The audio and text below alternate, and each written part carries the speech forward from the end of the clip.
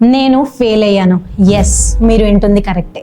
నేను ఇంజనీరింగ్ చదివేటప్పుడు ఫెయిల్ అయ్యాను.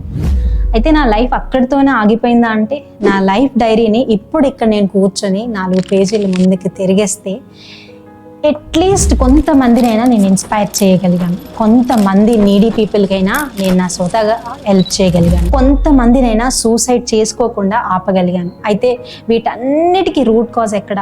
నేను ఫెయిల్ అయినప్పుడు నేను స్టెప్ బ్యాక్ చేసి ఉంటే, నేను ఫెయిలియర్ అని నేను ఆలోచించుంటే ఎంతవరకు వచ్చేదాన్నా? డెఫినెట్గా రాకపోయేదాన్ని.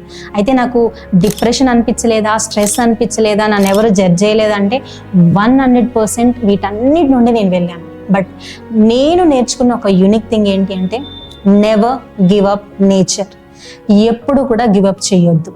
మీరు సక్సెస్లో ఉన్నా, ఫెయిలియర్లో ఉన్నా, మీరు గివప్ చేయడం స్టార్ట్ చేసినప్పుడు లైఫ్ని నిజంగా లూజ్ అవుతారు.